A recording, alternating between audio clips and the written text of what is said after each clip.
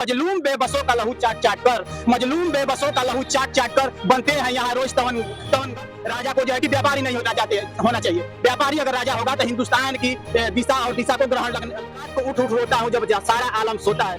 आज उठ के लिए तमाम प्रकार की एक्टिंग किया जा रहा है, अभिनय किया जा रहा है, जैसे लग रहा है सभी लोग नेता नहीं है। मुफ्त में बांट सकते हो, शिक्षा को मुफ्त में क्यों नहीं बांट रहे? सिर्फ प्राइमरी तक ही पढ़ाने की आपकी कैपेबिलिटी है, आप हायर एजुकेशन को क्यों नहीं फ्री कर रहे हैं? हायर हॉस्पिटलिटी को क्यों नहीं करते? आप क्यों कैप्सूल खिलाने तक कोई आपको फंडिंग मिलती है? ईसीजी मशीन खरीदने तक का फंड आता है? लगती कहीं नहीं है। आती कर रहे हैं किसी के दुख की, आज बेरोजगारी की पीड़ा है, स्वास्थ्य संबंधी पीड़ा, हर जगह जाइए कहीं भी हर जगह दलाली का सिस्टम रहता है, चरम सीमा पर चल रहा है। आज हम एक विचारधारा चल रही है, कहीं भ्रष्टाचार का कोई कुछ नहीं है, एक विचारधारा चल रही है कि कैसे जो व्यक्ति धनी है उसको और धनी कर दिया जाए। नमस्कार, मैं हूं विपिन सिंह और आप देख रहे हैं क्लाउड न्यूज़ नेटवर्क। मैं उस समय इलाहाबाद में हमारे साथ हैं हाई कोर्ट के अधिवक्ता लोग हैं, इनसे हम बात करेंगे 2024 के लोकसभा चुनाव को लेकर। 2024 का लोकसभा चुनाव बड़ा ही अहम माना जा रहा है। लोकतंत्र की बात हो रही है, संविधान की बात हो रही है, लोग कह रहे हैं संविधान खतरे में है, कुछ लोग कह रहे हैं डिक्टेटरशाही आ गई है। हम यहाँ पे अधिवक्ताओं से जानेंगे 2024 के लोकसभा चुनाव को लेकर ये किस तरह दिखते हैं, क्या कुछ मुद्दे हैं इंडिया अलायंस और एनडीए दोनों में से किसकी तरफ ये जाने वाले हैं।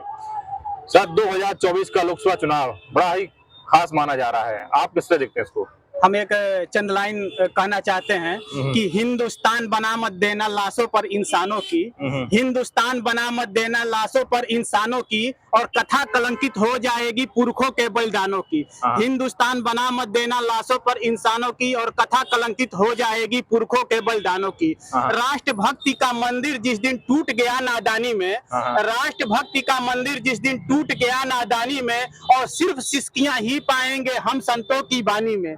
राष्ट्रभक्ति का मंदिर जिस दिन टूट गया नादानी में, और सिर्फ सिसकियां ही पाएंगे हम संतों की बानी में। भारत माता के आंचल को मत बांटो बेताबी में, और भगत सिंह के लाश के टुकड़े तड़प उठेंगे राबी में।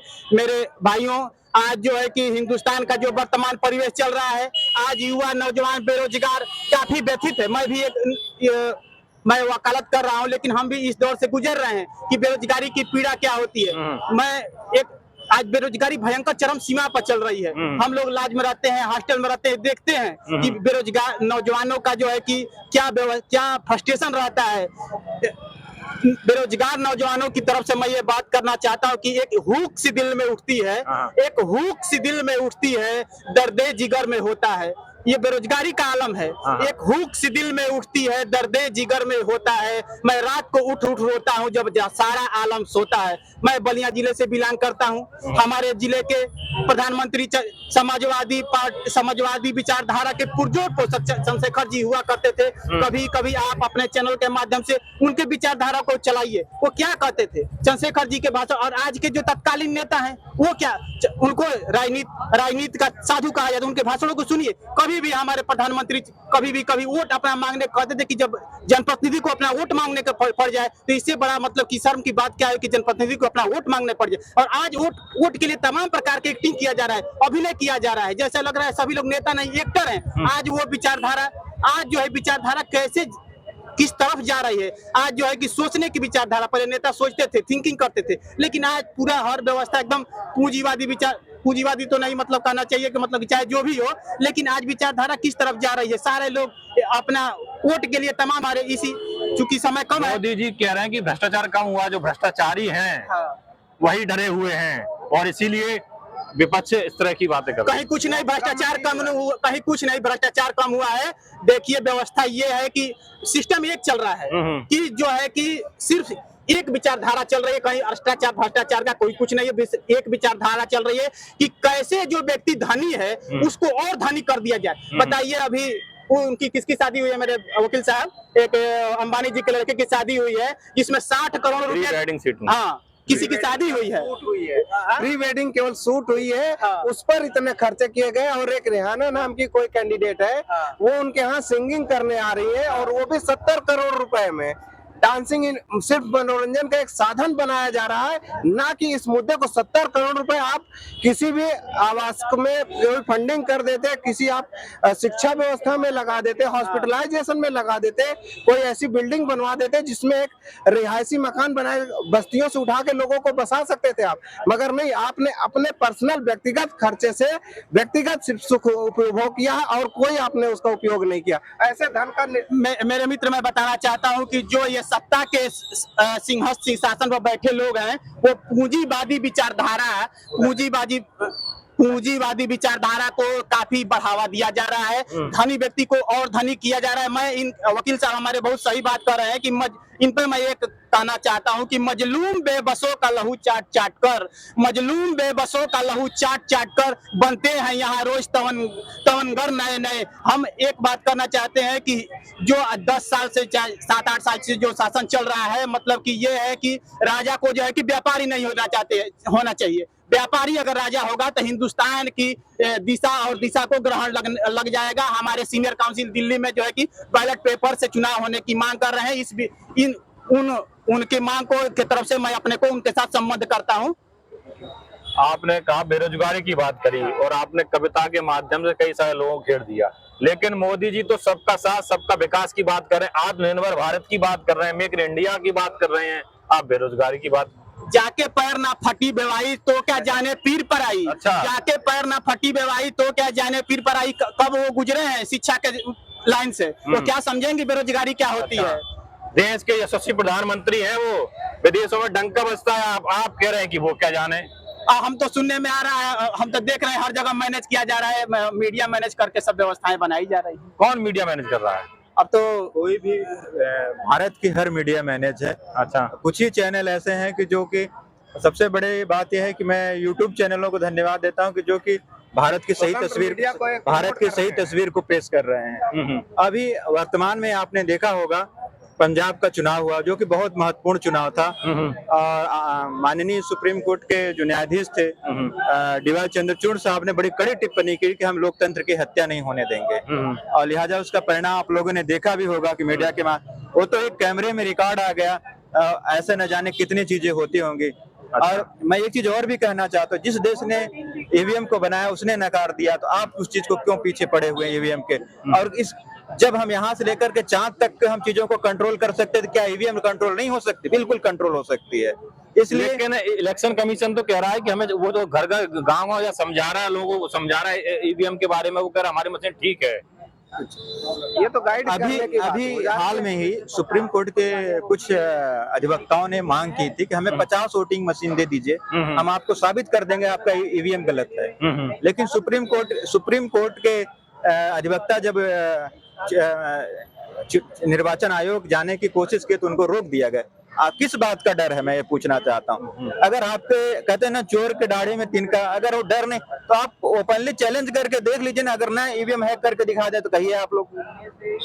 ईवीएम के आप जो ईवीएम की बात कर रहे हैं, तो हाथ कंगन को आरसी का और पढ़े लिखे को फारसी का, हम हमारे अभी आप शायरी में बहुत ज्यादा क्लियर कट बात नहीं करते। हम बता रहे हैं कि हाथ कंगन को आरसी का, पढ़े लिखे को फारसी का। अभी एक कमेटी बनी थी, उसमें था कि सुप्रीम कोर्ट के जो चुनाव आयोग की जो कमेटी बनी है, उसमें कहा गया कि सुप्रीम कोर्ट के काउंसिल भी चुनाव आयोग में रहेंगे। अभी एक मुद्दा आया था, इसमें इन्होंने कहा कि नहीं सुप्रीम कोर्ट के कोई काउंसिल नहीं रहेगा, उसमें जो है कि जो शासन सत्ता के तरफ से वही उसमें रहेंगे। उनकी इस बात को खारिज कर दिया। क्यों?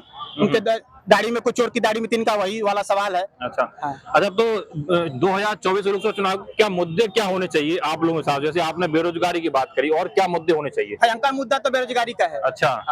आज के समय में इलाहाबाद में आपने देखा होगा कि कुछ बच्चे रोजगार की मांग करते हैं, जिन्होंने आपके मीडिया के माध्यम से भी आपने देखा लाठियां पड़ी उन लोगों को। ये सरकार सबसे महत्वपूर्ण चीज न रोजगार में बात करना चाहती है, न शिक्षा में बात करना चाहती है। अगर 4-5 मुद्दों को गिना दिया जाए तो बीजेपी उस मुद्दे को छोड़कर के किसी मुद्दे पर बात करने के लिए तैयार नहीं होगी। अच्छा। हाँ। लेकिन मंदिर बन गया है, धारा 370 हट गई है, ये क्या काम नहीं हुआ? देखिए, मंदिर बनना और धारा 370 हटना ठीक है। आप मंदिर को एक मुद्दा समाप्त कर दिए, अब ज्ञानवापी का मुद्दा तैयार हो गया। अच्छा। मथुरा और कहाँ का मुद्दा तैयार हो गया। तो हम सिर्फ इसी पर राजनीति न करें। अगर हमें सच वास्तविक रूप से काम करना है तो महत्वपूर्ण चीजें हो गई कि आप रोजगार पे काम करिए।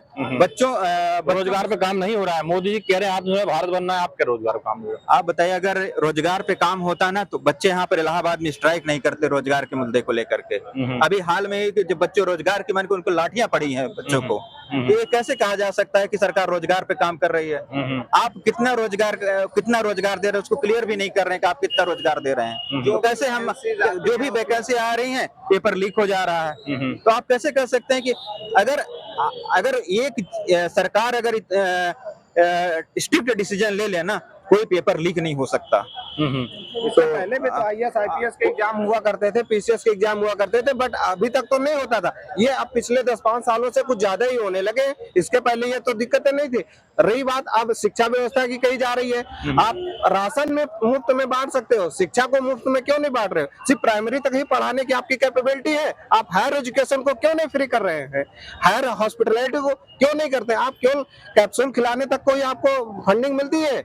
ECG मशीन खरीदने तक का फंड आता है? लगती कहीं नहीं है। अच्छा। आती जरूर है। अच्छा, जरूर। एक और मुद्दा है, महत्वपूर्ण मुद्दा है कि बात हो रही है समय की किसान आंदोलन चल रहा है। पहली बार ही वो लगभग 13 महीने बैठ के गए MSP की गारंटी के लिए, और जो काले 3 कानून आए उनको रद्द कराए। लेकिन अभी किसान MSP की मांग के लिए आंदोलन कर रहे हैं, और कहा जा रहा है किसान खेत में है और वो किसान नहीं है, मतलब फंडिंग हो रही है उन्हें कहीं से। इसको किस तरह देखते हैं? नहीं, फंडिंग की तो बात नहीं कहा जा सकता, इसलिए नहीं कहा जा सकता। देखिए, अगर आपको लग रहा है कि फंडिंग हो रही है, तो आप पहली बात तो जो किसान के जेन्युइन मुद्दे हैं, अगर MSP की बात करें, आप उसको खत्म कर दीजिए ना। उसको एक प्राइस देनी चाहिए उनको, कि ताकि उनको लॉस ना हो। तो आप उसको दे करके समय, अगर आप किसानों के हित में बात करते हैं, आप किसानों के साथ में खड़े हुई, क्यों उनके ऊपर लाठियां चल रही हैं? क्यों उनके ऊपर, आपने अभी देखा होगा कि न्यूज चैनल वहां पर देखिए इतने बड़े बड़े रोड वो बना दिए रोकने के, वहाँ पर बैरिकेडें लगा दी है, बैरिकेडें लगा दी, कई लेयरों बैरिकेडिंग। मैं खुद शंभू बॉर्डर देख के आया, मैंने सारे में देख के आया। तो आप अब सोच लीजिए, अगर किसान अपनी बात इस आंसू जैसे गोले छोड़े जा रहे हैं, SLR की गोलियां छोड़ी जा रही है। अभी वहाँ पे एक नौजवान एक युवक की मौत हो गई।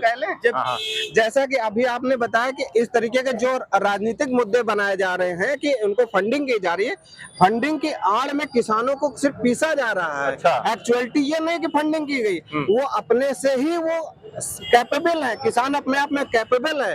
बट होता क्या है कि लोगों को मुद्दा चाहिए बनाने के लिए, इसलिए। और रही बात MSP की, जो बात कर रहे हैं कि आप साल 6 महीने के हिसाब से जैसे आप महंगाई भत्ता जोड़ते हैं, वैसे आप एक संविधान, एक कानून पारित करके उसमें ये निर्धारित कर दें हर 6 महीने बाद अन्न का या समथिंग कुछ भी आप आलू अनाज जो भी खरीद रहे उसका मूल्य, ये न्यूनतम समर्थन मूल्य अगले में ये होना चाहिए। आप जिस MSP की बात कर रहे हैं, लगभग पंजाब और हरियाणा किसानों को फिर भी कुछ MSP मिल रही है, और वही लोग आके प्रोटेस्ट कर रहे हैं। लेकिन यूपी के किसान और अन्य राज्यों के किसानों को तो उतनी MSP मिल भी नहीं, लेकिन वो फिर भी नहीं प्रोटेस्ट होंगे साथ। उसका कारण यह है कि यहाँ की जोत छोटी है, यहाँ के किसान छोटे हैं, इसलिए वो सक्षम नहीं है। उनको फेस करने के लिए उनके अंदर कैपेबिलिटी नहीं आ पा रही। हम आप खड़े हैं, आज हमारे ऊपर कोई भी कार्रवाई होती है तो उसके रिस्पॉन्सिबिलिटी हम बनते हैं, इसलिए ना कि हम कुछ कर पा रहे हैं। कारण यह है कि रिस्पॉन्सिबल हमें अकेले को बनना पड़ेगा, हमारे साथ नहीं खड़े हो रहे हैं। यहाँ के जोत के आकार छोटे हैं, इसलिए किसान छोटा है। अच्छा। और वहाँ के किसान बड़े हैं, संभ्रांत किसान माने जाते हैं। इसलिए यहाँ पे ये समस्या है जो आप बता रहे हैं, उसको लोग नोटिस ही नहीं कर पा रहे हैं। एक्चुअलिटी तो ये है, हम खुद किसान परिवार से आते हैं, हमारे घर में किसानी होती है, बट हमें वो मूल्य नहीं मिल पा रहा। कारण क्योंकि बीच में ब्रोकरेज मिल गए हैं, कुछ इतने ब्रोकर आ चुके हैं कि हमें वो डायरेक्ट मार्केटिंग में करने का ऑप्शन ही नहीं दिया जा रहा। एक एग्जाम्पल हम आपको बताते हैं, धान की खेती होती है, धान आप लेके जाते हैं मंडी में आपसे ये तय किया जाता है कि इतने में इसमें कूड़े करकट आए हुए, इतने ये आए, पानी में बाल्टी में भर के ऐसे डाल दिया जाता है। 30% सीधा लेस करके 70% पे आपको अप्रोच करके आपको फंडिंग कर दी जाती है। वो भी फंड कितने महीने, 6 महीने बाद आते हैं। 6 महीने का इंटरेस्ट क्यों नहीं देते हैं आप? अच्छा, एक आखिरी सवाल आप लोगों से, 2024 के लोकसभा चुनाव में इंडिया अलायंस वर्सेस NDA, आप किसकी तरफ हैं, किसको वोट करेंगे आप? देखिए, ये सवाल तो कोई बहुत वो नहीं है। आप जो कह रहे थे किसान, जो हम ये एक बात कहना चाहते हैं कि जब हिंदुस्तान की आज़ादी हुई तो उस समय हम लोग के जो राष्ट्रपिता महात्मा गांधी कहा करते थे कि हिंदुस्तान एक ऐसा देश है जहां मजबूत गांव और मजबूत किसान होने चाहिए। तो टोटल कुल मिला के एक जो ग्रामीण इलाका है उसी उसी बैकग्राउंड से बिलोंग करते हैं। एक गार्जियन जो है कि खेत में कृषि करता है, उसका लड़का पढ़ने के लिए शहर में जाता है और बाद में उसी के घर का लड़का जो है कि बॉर्डर पर जाकर देश के लिए मतलब कि शहीद होता है। तो ये सब एक ही बैकग्राउंड के लोग हैं। तो कुल मिला के वो वर्ग इस जो है कि पूंजीवादी सरकार और पूंजीवादी पोषक सरकार की इनको पोषक कर रही है और उनको उपेक्षा कर रही है, और इनकी विचारधारा भी वही है कि ये केवल उन्हीं को पोषक ही करेंगे, उसी विचारधारा की सरकार। तो आप लोगों ने सुना, ये अधिवक्ता थे इलाहाबाद हाई कोर्ट के, इन्होंने कहा कि जो इसमें चुनाव जो है, चुनाव होना चाहिए बेरोजगारी पे, चुनाव होना चाहिए एजुकेशन पे, चुनाव स्वास्थ्य पे, और किसानों के मुद्दों पे उन्होंने कहा किसान को उनकी एमएसपी क्यों नहीं दी जा सकती, उनको दे देनी चाहिए। आप लोगों की क्या राय इस वीडियो के लेके, आप अपनी राय हमें कमेंट बॉक्स में जरूर बताइएगा। धन्यवाद। लेटेस्ट अपडेट पाने के लिए हमारे चैनल क्लाउड न्यूज को अभी लाइक करें, सब्सक्राइब करें और बेल आइकन दबाना बिल्कुल ना भूलें।